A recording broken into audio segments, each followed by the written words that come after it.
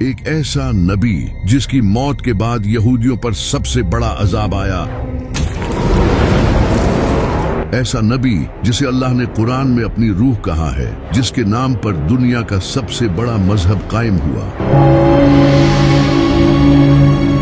ایک ایسا نبی جسے ایسے معجزے دیے گئے تھے جو کسی اور نبی کو نہیں دیے گئے، ایسا نبی جسے آسمانوں پر اٹھا لیا گیا اور ایک خاص وقت پر دوبارہ اس دنیا میں واپس بھیجا جائے گا۔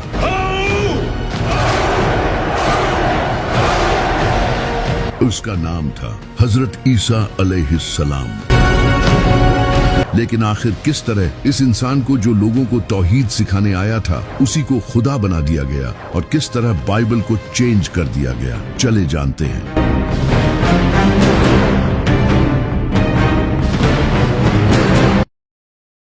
جب بنی اسرائیل کی حالت بہت ہی خراب ہو چکی تھی، ان کے اسکالرز کرپٹ ہو چکے تھے، انہوں نے کتابیں بدل دی تھی اور دنیاوی فائدے کے لیے دین بیچ رہے تھے۔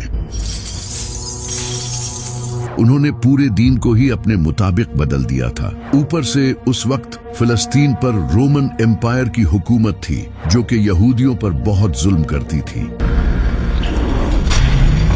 وہ ان سے بھاری ٹیکس لیتے تھے، ان سب کی حالت بہت خراب تھی، لیکن ان کی کتابوں میں ایک مسیحا کے آنے کا ذکر تھا جو انہیں اس ظلم سے آزاد کرے گا۔ تو اس وقت یہودی اس مسیحا کا انتظار کرنے لگے۔ وہ سمجھتے تھے کہ ان کا یہ مسیحا کسی پاورفل بادشاہ یا ایک واریر کی شکل میں آئے گا،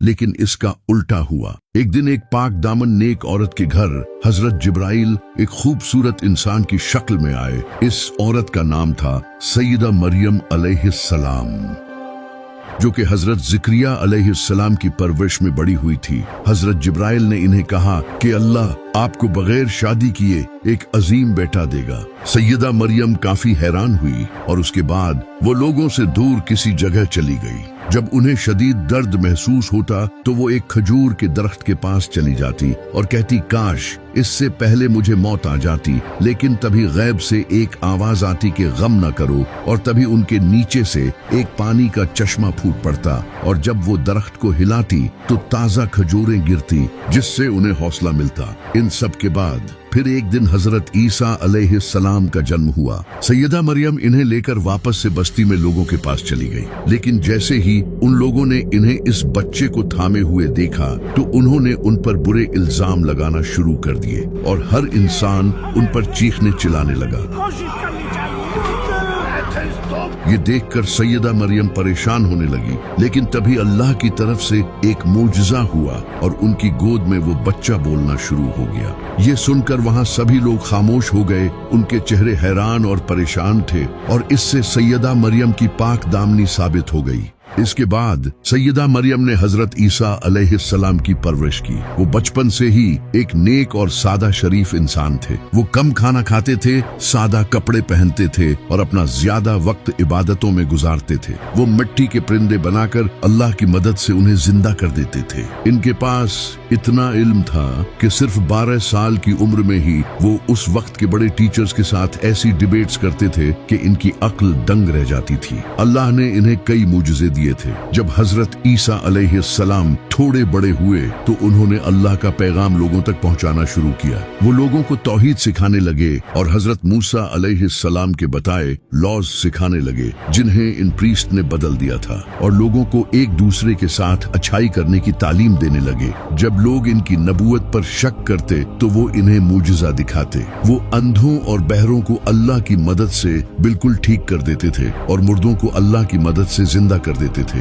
وہ مٹی کے پرندے بناتے اور ان میں پھونک مارتے تو وہ اڑنے لگتے، یہاں تک کہ وہ لوگوں کو یہ تک بتا دیتے تھے کہ انہوں نے کیا کھایا ہے اور اپنے گھروں میں کیا کیا جمع کر رکھا ہے۔ ایک بار تو ان سے کچھ لوگوں نے کہا کہ اگر آپ سچے ہیں تو آسمان سے ہمارے لیے کھانا منگوا دے۔ تبھی اللہ نے ان کے لیے آسمان سے ایک شاندار دعوت اتاری اور کہا کہ اگر اب بھی تم لوگ حق سے منہ موڑو گے تو تمہیں دردناک عذاب دیا جائے گا۔ لیکن جب اس وقت کے प्रीस्ट ने ये सब देखा तो वो जान गए कि इन सब से उनकी असलियत लोगों के सामने आ जाएगी। उन्होंने लोगों को बेवकूफ बनाकर जो दौलत जमा कर रखी थी, अब वो सब खतरे में थी। हजरत ईसा अलैहिस्सलाम ने इनकी करप्शन और मुनाफिकत लोगों के सामने लाना शुरू कर दी। इन सब के अलावा उस वक्त के लोग गुनाहों और दुनिया की लज्जतों में पड़ चुके थे और हजरत ईसा अलैहिस्सलाम इन्हें ये सब छोड़ने का कहते थे, लेकिन उन्होंने हक को छोड़कर दुनिया को चुना और हजरत ईसा अलैहिस्सलाम की बात नहीं मानी।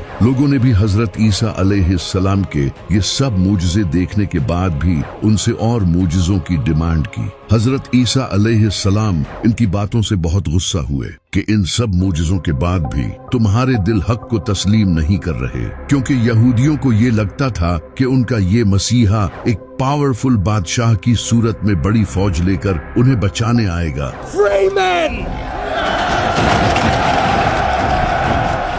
जबकि हजरत ईसा अलैहिस्सलाम उनकी तरह ही एक आम इंसान थे, बल्कि वो तो और भी ज्यादा सादा जिंदगी गुजारते थे। उस वक्त फिलिस्तीन भी रोमन एम्पायर के अंडर था। जब रोमन एम्पायर के बादशाह ने ये देखा कि एक इंसान लोगों को इन्फ्लुएंस कर रहा है और लोग इसे फॉलो कर रहे हैं, तो ये उनकी हुकूमत के लिए भी एक बड़ा खतरा था। इसी का फायदा उठाकर कई यहूदी प्रीस्ट रोमन एम्पायर के पास गए और उन्हें हजरत ईसा अलैहिस्सलाम के खिलाफ उकसाया और कहा ये इंसान बादशाह बनना चाहता है और इसीलिए ये सब कर रहा है। इसके बाद उन प्रीस्ट ने रोमन बादशाह के साथ मिलकर हजरत ईसा अलैहिस्सलाम को कत्ल करने का प्लान बनाया। इसी दौरान हजरत ईसा अलैहिस्सलाम अपने सहाबा के साथ खाना खा रहे थे। तभी उन्होंने उनसे कहा कि तुम में से कोई एक इंसान मुझे धोखा देगा, और फिर ऐसा ही हुआ। इन्हीं में से एक इंसान कुछ पैसों के बदले फौजियों को उनके बाग ले आया और इसी पॉइंट पर अल्लाह ने हजरत ईसा अलैहिस्सलाम को आसमानों पर उठा लिया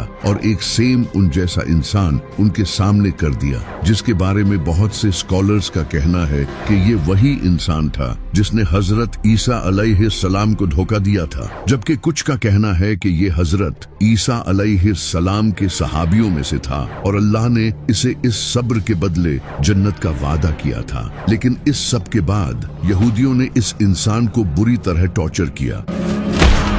उसे बाजार में जख्मी हालत में घुमाया और उसे गालियां दी और उसके ऊपर एक लकड़ी का बना क्रॉस लाद दिया। इसके बाद उस क्रॉस पर उसके हाथ और पांव में कीलें ठोक दी और उस इंसान को जान से मार दिया गया। इसके बाद आसमान काला पड़ गया और एक खतरनाक जलजला आया।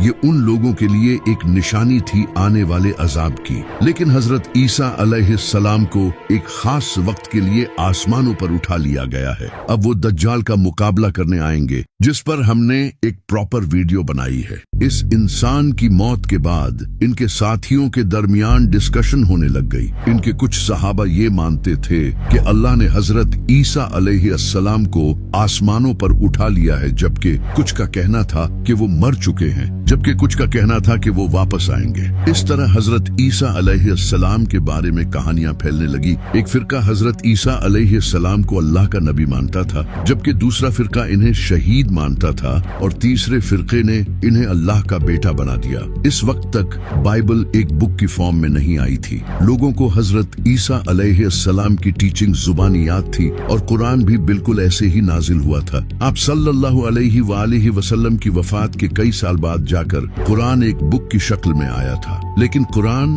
और बाइबल में फर्क ये था कि कुरान की प्रोटेक्शन की जिम्मेदारी अल्लाह ने अपने हाथ में ली थी और बाइबल के साथ ऐसा नहीं था। इस वजह से लोगों ने बाइबल को चेंज कर दिया। जब 70 ईस्वी में एक इंसान जो कि हजरत ईसा अलैहिस्सलाम के फॉलोअर्स से इतनी नफरत करता था कि उन्हें टॉर्चर करता और जेलों में डाल दिया करता था, इस इंसान का नाम था सॉल ऑफ टार्सस। इसने काफी टाइम तक हजरत ईसा अलैहिस्सलाम के फॉलोअर्स को टॉर्चर किया, क्योंकि हजरत ईसा अलैहिस्सलाम के ये फॉलोअर्स एक अल्लाह की इबादत करते थे और इन रोमन के झूठे खुदाओं की पूजा नहीं करते थे। इस वजह से हजरत ईसा अलैहिस्सलाम के इन फॉलोअर्स ने बहुत जुल्म सहा। लेकिन फिर एक दिन इसने क्लेम किया कि इसने ख्वाब में हजरत ईसा अलैहिस्सलाम को देखा है, जबकि इसने अपनी लाइफ में कभी हजरत ईसा अलैहिस्सलाम को देखा ही नहीं था। इसके बाद इसने अपना नाम चेंज करके पॉल द अपोस्टल रख लिया। इसने लोगों को ये बताना शुरू किया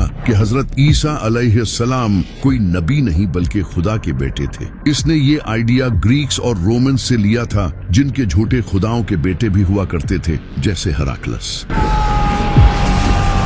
इसने इन आइडियाज से अपनी एक अलग ही क्रिश्चियनिटी बना ली, जिसे उस वक्त के लोग एक्सेप्ट करने लगे, क्योंकि वो पहले से ही ग्रीक्स और रोमन्स के इन कॉन्सेप्ट को मानते थे।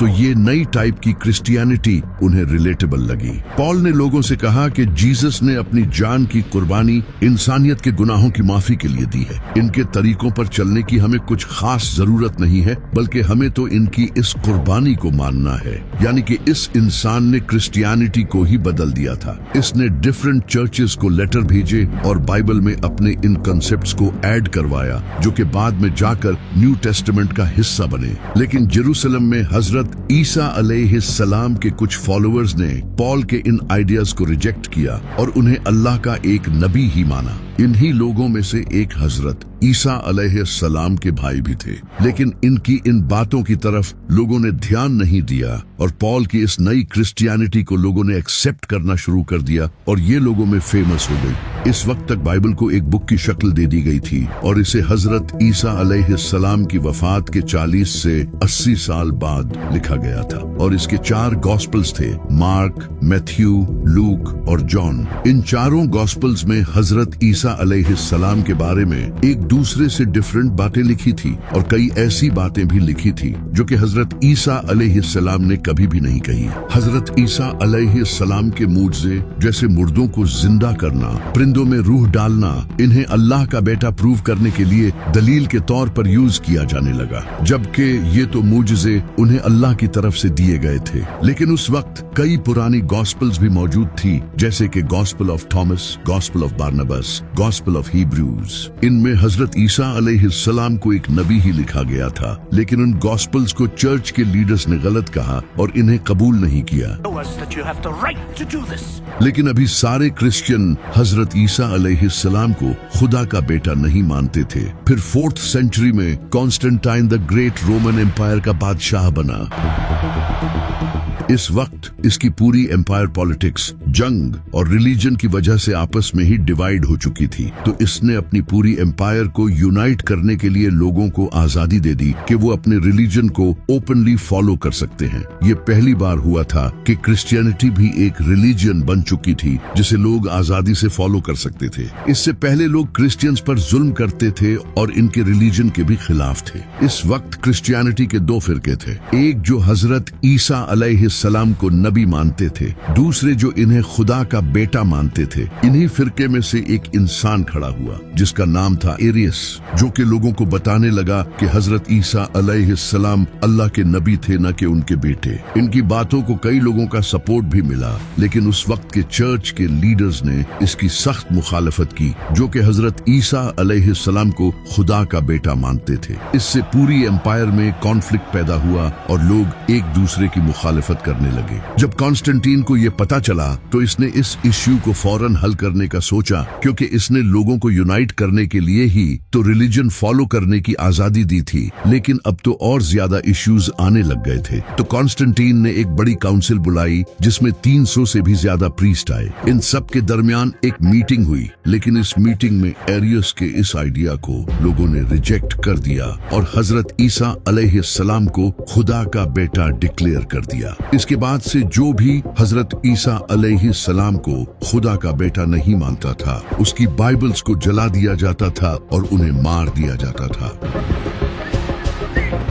इससे पूरी एम्पायर में एक ही क्रिश्चियनिटी कायम हुई, वो जो हजरत ईसा अलैहिस्सलाम को खुदा का बेटा मानते थे, ताकि लोगों के दरमियान इख्तिलाफ न हो। इस वक्त तक बाइबल के कई वर्जन्स मौजूद थे और लोग इन डिफरेंट वर्जन्स को पढ़ते थे, लेकिन चर्च को कोई एक बाइबल चाहिए थी। तो चर्च की काउंसिल ने 27 मुख्तलिफ बाइबल्स के वर्जन सिलेक्ट किए, जिनमें हजरत ईसा अलैहिस्सलाम को खुदा का बेटा बताया गया था, और बाकी सारे वर्जन्स को जला दिया। इसी वजह से आज बाइबल के कुछ ही पुराने वर्जन्स हैं जिनमें हजरत ईसा अलैहिस्सलाम को एक नबी बताया गया है। फिर जब बाइबल को लैटिन में ट्रांसलेट किया गया तो बाइबल का वो वर्जन रोमन कैथोलिक चर्च में ऑफिशियल डिक्लेयर कर दिया गया और इस तरह वो बाइबल पूरी दुनिया में फैल गई। फिर जब नबी सल्लल्लाहु अलैहि वसल्लम ने ऐलान नबूवत किया और लोगों को पता चलने लगा कि मक्का में एक नबी आए हैं तो नजरान के कुछ क्रिश्चियन प्रीस्ट नबी सल्लल्लाहु अलैहि वसल्लम के पास आए। उन्होंने नबी सल्लल्लाहु अलैहि वसल्लम के साथ डिबेट की क्योंकि नबी सल्लल्लाहु अलैहि वसल्लम हजरत ईसा अलैहिस्सलाम को अल्लाह का नबी मानते थे, न कि अल्लाह का बेटा। आप सल्लल्लाहु अलैहि वसल्लम ने इनके सामने कुरान की आयत पेश की लेकिन उन्होंने मानने से इनकार कर दिया। तो फिर अल्लाह ने नबी सल्लल्लाहु अलैहि वसल्लम से फरमाया कि आप अपने घर वालों को ले आएं और ये अपने घर वालों को फिर एक खुले मैदान में खड़े होकर अल्लाह से दुआ करें। जो सच्चा होगा उसकी दुआ कबूल होगी और जो झूठा होगा उस पर अल्लाह का अजाब नाजिल होगा। तो नबी सल्लल्लाहु अलैहि वसल्लम अपने साथ इमाम अली, सैयदा फातिमा, इमाम हसन और इमाम हुसैन को लेकर आए। लेकिन जब इन क्रिश्चियन प्रीस्ट ने दूर से इनको आते देखा तो इनमें से एक प्रीस्ट ने कहा, खुदा की कसम मैं ऐसे चेहरे देख रहा हूँ कि अगर ये अल्लाह से दुआ करें तो अल्लाह इनके लिए पहाड़ों को भी हिला देगा। इनसे डिबेट मत करो वरना हम तबाह हो जाएंगे। तो उन्होंने नबी सल्लल्लाहु अलैहि वसल्लम के साथ डर के मारे अग्रीमेंट कर लिया। हजरत ईसा अलैहिस्सलाम को कत्ल करने की साजिश यहूदियों की सबसे बड़ी गलती थी क्योंकि हजरत ईसा अलैहिस्सलाम यहूदियों के लिए आखिरी मौका थे। अल्लाह ने उन्हें खुले मुजज़ों के साथ इनके पास भेजा था ताकि वो हक को कबूल कर लें। ऐसे मुजज़े किसी भी नबी को नहीं दिए गए थे लेकिन उन्होंने ईमान लाने की बजाय इनकार कर दिया। फिर अल्लाह ने उन पर एक के बाद एक अजाब नाजिल किया। जब अल्लाह ने हजरत ईसा अलैहिस्सलाम को आसमानों पर उठा लिया तो कुछ टाइम बाद यहूदियों ने रोमन एम्पायर के खिलाफ बगावत शुरू कर दी क्योंकि यहूदी खुद हुकूमत हासिल करना चाहते थे। यहूदियों ने यरूशलेम में रोमन्स को हराकर आजादी हासिल कर ली। जब उस वक्त के रोमन बादशाह नीरो को ये खबर मिली तो उसने अपने बेटे टाइटस को एक फौज के साथ यरूशलेम भेजा। टाइटस ने यरूशलेम को सीज कर लिया और शहर को फतह कर लिया। इसके बाद रोमन्स ने यहूदियों के टेम्पल को तबाह कर दिया और ये हजरत ईसा अलैहिस्सलाम ने पहले ही बता दिया था जो आज भी बाइबल में लिखा है। जब टेम्पल तबाह कर दिया गया तो इसकी एक दीवार बाकी रह गई जो आज तक मौजूद है जिसे यहूदी चूमते हैं। यही वो वेस्टर्न वॉल है। सिर्फ टेम्पल ही नहीं, रोमन्स ने 10 लाख से ज्यादा यहूदियों को कत्ल कर दिया। हजारों यहूदियों को गुलाम बना लिया गया और आखिरकार इन्हें यरूशलेम से निकाल दिया गया जिसके बाद यहूदी दुनिया भर में बिखर गए। इस वक्त यहूदी अब भी रोमन एम्पायर के अंडर थे। फिर एक दिन रोमन बादशाह कॉन्स्टेंटाइन ने क्रिश्चियनिटी कबूल कर ली और क्रिश्चियनिटी को रोमन एम्पायर का ऑफिशियल मजहब बना दिया। इसके बाद रोमन्स ने यहूदियों को मारना शुरू कर दिया क्योंकि वो इन्हें हजरत ईसा अलैहिस्सलाम का कातिल समझते थे। यूं यहूदी और क्रिश्चियंस एक दूसरे के दुश्मन बन गए और ये दुश्मनी सदियों तक जारी रही। यहूदियों पर जुल्म होते रहे। फिर 15th सेंचुरी में कैथोलिक चर्च पूरे यूरोप का सबसे बड़ा चर्च बन गया और क्रिश्चियनिटी पूरे यूरोप में फैल गई। इसी वजह से स्पेन, इंग्लैंड, फ्रांस और जर्मनी जैसे कई कंट्रीज से यहूदियों को निकाल दिया गया। इन्हें जबरदस्ती क्रिश्चियनिटी कबूल करने पर मजबूर किया गया और जो इनकार करते थे उन्हें कत्ल कर दिया जाता। इन्हें बड़ी पोस्ट्स पर जॉब्स भी नहीं दी जाती और इन पर बहुत जुल्म किए जाते थे। ये सब तकरीबन 1000 साल तक चलता रहा। फिर वर्ल्ड वार 2 हुई जिसमें नाज़ियों ने लाखों यहूदियों को कत्ल किया और उन पर बहुत जुल्म हुआ। ये सब देखकर क्रिश्चियंस को यहूदियों पर तरस आने लगा और वो अपने चर्चेस में यहूदियों के हक में आवाज उठाने लगे। उन्होंने लोगों को समझाना शुरू किया कि हजरत ईसा अलैहिस्सलाम के नजूल के लिए जरूरी है कि यहूदी यरूशलेम में अपना थर्ड टेम्पल बनाएं, क्योंकि इनकी किताबों में लिखा है कि हजरत ईसा अलैहिस्सलाम थर्ड टेम्पल बनने के बाद ही इस दुनिया में आएंगे। यहाँ से यहूदी और क्रिश्चियंस के दरमियान दूरियां कम होने लगी। क्रिश्चियंस ने भी यहूदियों के लिए अलग कंट्री बनाने को सपोर्ट करना शुरू कर दिया और इन्हीं क्रिश्चियंस की हेल्प से आगे जाकर इजराइल कायम हुआ। आज यहूदियों की तमाम साजिशों में क्रिश्चियंस का बड़ा हाथ है और क़यामत के दिन अल्लाह हजरत ईसा अलैहिस्सलाम से सवाल करेगा, क्या तुमने लोगों से कहा था कि तुम और तुम्हारी माँ अल्लाह के सिवा माबूद हैं? तो हजरत ईसा अलैहिस्सलाम अर्ज करेंगे, ऐ अल्लाह, मैंने कभी ऐसा नहीं कहा। अगर मैंने कहा होता हो तो तू जानता है। जब तक मैं इनके दरमियान था मैं इन पर गवाह था, अब तू ही इन पर गवाह है। ये फैसला तेरा है, चाहे तो इन्हें बख्श दे या इन पर अजाब नाजिल कर।